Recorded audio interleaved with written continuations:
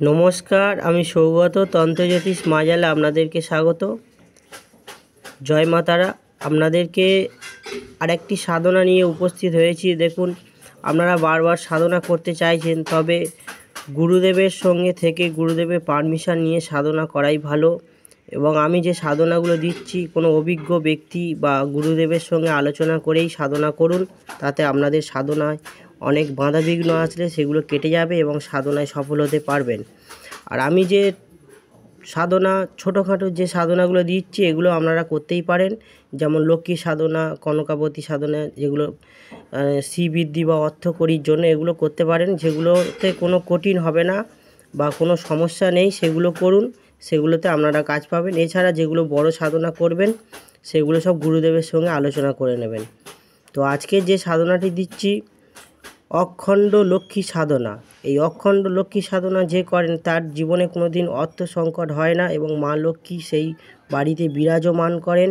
এবং মা লক্ষ্মীর কৃপায় সাধনা, এই মা লক্ষ্মীর কৃপায় এই সাধনা করলে সর্বদা আপনার আর্থিক সমস্যা দূরে চলে যাবে এবং মা লক্ষ্মী আপনাদের সর্বদা আপনার সঙ্গে থাকবেন। তো এখনকার দিনে দেখুন, সাধনার দ্বারাই অনেকে অনেক কিছুই করতে পারে। যেমন কেউ লক্ষ্মী বা ধনকুবের বা লক্ষ্মী যে কোনো অর্থ ইনকামে সাধনা করে অনেকে ধনী হয়েছে। অনেকে মানে বীর সাধনা করে বীর হয়েছে। এরকম অনেকে মানে সরস্বতী সাধনা করে অনেক জ্ঞান লাভ করেছে। তো বিভিন্ন রকম সাধনা করে বিভিন্ন দিকে কেউ না কেউ মানে সাকসেস পেয়েছে। সেই সাধনাটি একাগ্রর সাথে করতে হয়। তো আজকের মানে অখণ্ড লক্ষ্মী সাধনা আপনাদেরকে দিচ্ছি। তো পুরো নিয়ম আপনাদেরকে বলে দিচ্ছি, আপনারা শুনে নিন। এখানে লেখা আছে, আমার বিবেচনায় প্রত্যেক সাধকের এই প্রয়োগ অর্থাৎ সাধনা করা উচিত, কারণ এই সাধনা সম্পূর্ণ করলে জীবনে সর্বপ্রকার উন্নতি তথা ভৌতিক সুখ প্রাপ্ত হয়। দীপাবলি অর্থাৎ দীপান্বিতা, যে দীপান্বিতার সময় যে দীপাবলি বা অর্থাৎ দীপান্বিতা যেই সময় মানে লক্ষ্মীর যে একটা সময় আসে, এটা দেখে নেবেন, পঞ্জিকা দেখে নেবেন দীপান্বিতা বা দীপাবলি কখন পড়ছে, সেই সময় এই প্রয়োগ করা যায়। এই প্রয়োগ 3 দিনের। দীপান্বিতা ছাড়াও যে কোনো মাসের শুক্লপক্ষের বুধবার থেকে এই সাধনা আরম্ভ করা যায়। তাহলে তো খুবই ভালো। আপনারা যদি দীপান্বিতায় যদি সময় না পান, তাহলে যে কোনো মাসের শুক্লপক্ষে মানে অর্থাৎ অমাবস্যা চলে যাওয়ার পরে যে প্রথম যে পূর্ণিমা পড়ে, সেই বুধবার, প্রথম বুধবার থেকে এই সাধনা আরম্ভ করতে হবে। এবং প্রাতঃকালে মানে একদম ভোরবেলা সকালবেলা উঠে আপনারা শয্যা ত্যাগ করে সাধক স্নান এবং নিত্যক্রিয়া সম্পন্ন করবে। স্নান সেরে নেবেন, কিছুক্ষণ পূজা আচ্ছা করে নেবেন, সমর্পণ করে কেশর দ্বারা তিলক করবেন। আপনারা কেশর দিয়ে কেশর গুলে তিলক করে আপনারা মা লক্ষ্মীর ফটোর সামনে যে বসে সাধনা করবেন, মা লক্ষ্মীর কপালে কেশরে তিলক দেবেন এবং নিজের কপালে কেশরে তিলক দেবেন। তারপর স্ফটিকের মালায় নিম্নলিখিত মন্ত্রটি জপ করবেন। মন্ত্রটি শুনে নিন। মন্ত্র হচ্ছে ওং হ্রিং অষ্টলক্ষ্মী নমঃ। একদম ছোট মন্ত্র, ওং হ্রিং অষ্টলক্ষ্মী নমঃ। আপনাদেরকে আরও একবার বলে দিচ্ছি, ওং হ্রিং অষ্টলক্ষ্মী নমঃ। মানে এটা হচ্ছে অষ্টলক্ষ্মীর মানে অখণ্ড লক্ষ্মী সাধনা, অষ্টলক্ষ্মী মন্ত্র এটা। তো উপরের মন্ত্র প্রত্যাহ 21 মালা অর্থাৎ 22,000 জপ করবেন।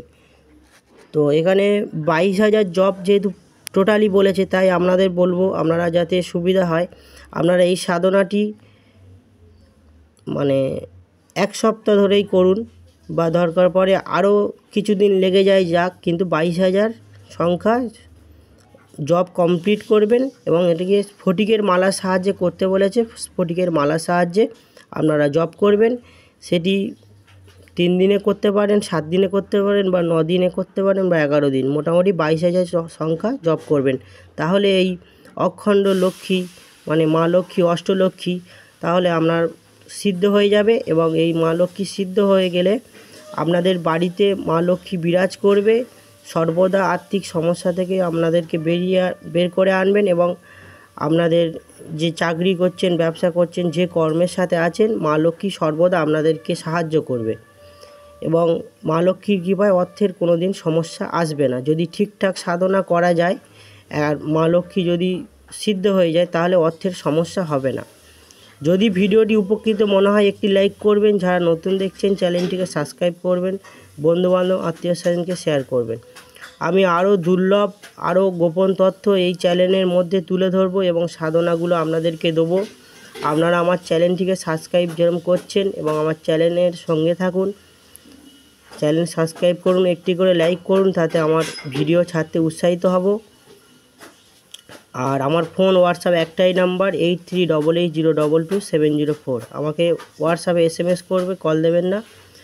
আর বিভিন্ন রকম সমস্যার জন্য যারা অনেক রকম জটিল সমস্যা আছে, অনেক জায়গায় গিয়েছেন, হচ্ছে না, তো আমার সাথে যোগাযোগ করবেন। আমি হস্তরেখা বিচার করে আপনাদের সমস্যাগুলো বলবো। বলার পরে যদি মনে হয় যে আপনাদের যদি বিশ্বাস হয় এবং আমি যদি কাজটি করতে পারি আপনাদেরকে করে দেবো। ভিডিওটি দেখার জন্য আপনাদেরকে অসংখ্য ধন্যবাদ।